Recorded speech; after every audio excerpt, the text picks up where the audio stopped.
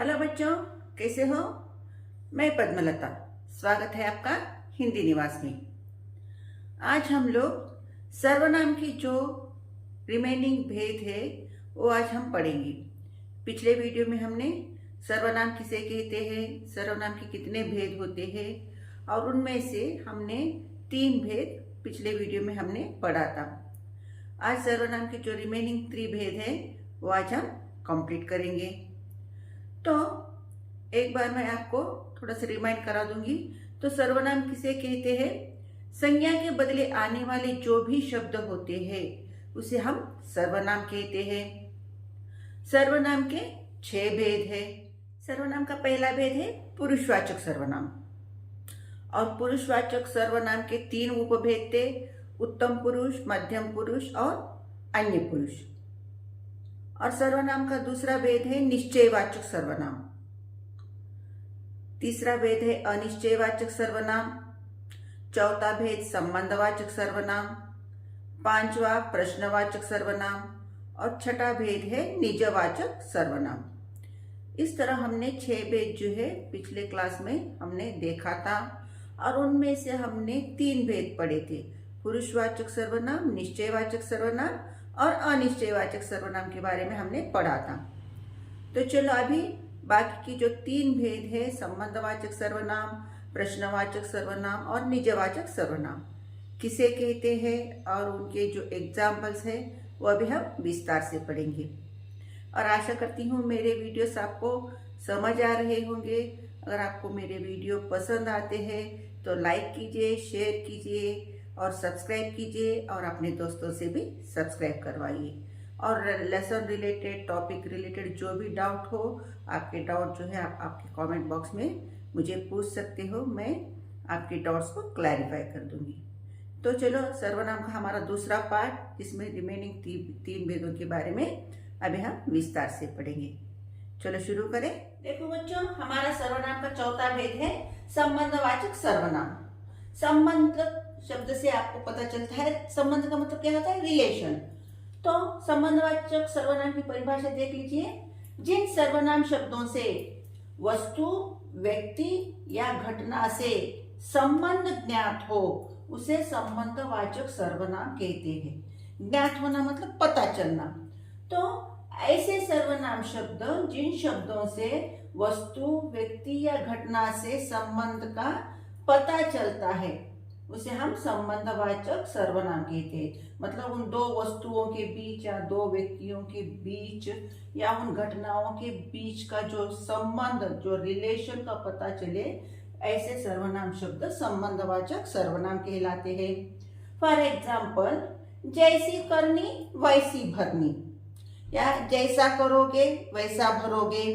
यहाँ पे जैसी और वैसी मतलब हमारा कर्म जिस तरह होता है हम उसका फल उसी तरह पाते हैं। इसका मतलब जैसी करनी वैसी भरनी।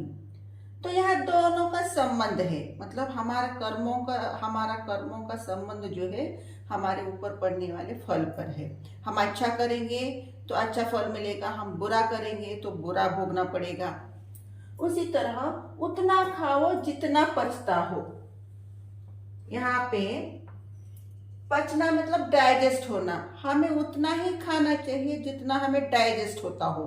मतलब यहाँ खाने का संबंध हो जो है डाइजेशन से है। हमें अगर हम ज़्यादा खाएंगे तो हमें पचेगा नहीं, डाइजेस्ट नहीं होगा। इसलिए हमें उतना ही खाना चाहिए जितना हमें पचता है।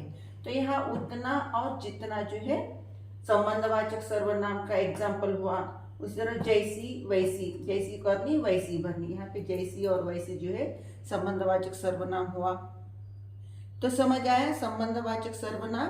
तो संबंधवाचक सर्वनाम ऐसे शब्द है जिसमें वस्तु, व्यक्ति या घटना से संबंध का पता चलता है। मतलब 2 वस्तुओं के बीच या घटनाओं के बीच का संबंध पता करने वाले जो भी शब्द होते हैं वह संबंधवाचक सर्वनाम कहलाते हैं। आप चाहो तो नोट डाउन कर लो। तो चलो हमारा सर्वनाम का 5वां भेद पढ़ेंगे विस्तार से। तो देखो बच्चों, हमारे सर्वनाम का 5वां भेद है प्रश्नवाचक सर्वनाम। और इसकी परिभाषा क्या है? जिन सर्वनाम शब्दों का प्रयोग किसी वस्तु, व्यक्ति या घटना के विषय में प्रश्न पूछने के लिए होता है उसे प्रश्नवाचक सर्वनाम कहते हैं। मतलब किसी व्यक्ति के बारे में हो या किसी वस्तु के बारे में या किसी घटना के बारे में, घटना मीन्स इंसिडेंट, तो उनके लिए जो प्रश्न पूछे जाते हैं, प्रश्न पूछने के लिए जिन सर्वनाम शब्दों का प्रयोग होता है वह प्रश्नवाचक सर्वनाम कहते हैं। जैसे कौन, किसने, क्या, कहाँ आदि। तुम कौन हो? अगर हम किसी व्यक्ति को देखते हैं तो पूछते हैं तुम कौन हो या तुम्हारा नाम क्या है। तो कौन, क्या, ये जो है प्रश्नवाचक सर्वनाम कहते हैं। उसी तरह मुझे किसने मारा या मेरी किताब किसने ली, तो किसने। तो इस तरह के जो भी प्रश्न पूछने के लिए जिन शब्दों का प्रयोग होता है ऐसे शब्द प्रश्नवाचक सर्वनाम कहलाते हैं। समझ आया? प्रश्नवाचक सर्वनाम किसे कहते हैं? ऐसे सर्वनाम शब्द जो किसी व्यक्ति, वस्तु या घटना के विषय में प्रश्न पूछने के लिए किए जाते हैं, ऐसे सर्वनाम शब्दों को हम प्रश्नवाचक सर्वनाम कहते हैं। तो चलो हमारे सर्वनाम का छठा भेद अब विस्तार से पढ़ेंगे। आप चाहो इसे नोट डाउन कर लो। तो देखो बच्चों, हमारा सर्वनाम का छठा भेद और आखिरी भेद है निजवाचक सर्वनाम। निज का मतलब खुद के लिए।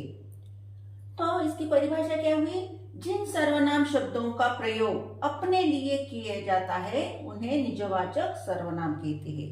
मतलब ऐसे सर्वनाम शब्द जो अपने खुद के लिए उन शब्दों का हम प्रयोग करते हैं, ऐसे सर्वनाम को हम निजवाचक सर्वनाम कहते हैं। जैसे अपने आप, स्वयं, खुद आदि। आदि माने एक्सेट्रा। मैं अपने आप चले जाऊंगी, मैं स्वयं कमरा साफ करूंगी, मैं खुद उन्हें लेने जाऊंगा। इस तरह अपने लिए किए जाने वाले सर्वनाम शब्द जो है निजवाचक सर्वनाम कहलाते हैं। ये थे हमारे सर्वनाम के भेद। ये हमारा छठा सर्वनाम था निजवाचक सर्वनाम। तो हमने पार्ट 1 में 3 भेद पढ़ लिए और पार्ट 2 में रिमेनिंग 3 भेद अभी हमने कंप्लीट किए हैं। आप चाहो तो नोट डाउन कर सकते हो।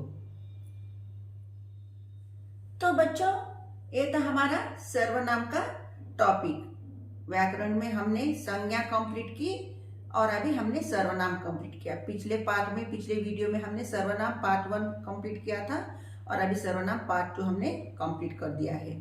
अभी नेक्स्ट नए टॉपिक के साथ अगले वीडियो में मिलेंगे। तब तक के लिए धन्यवाद।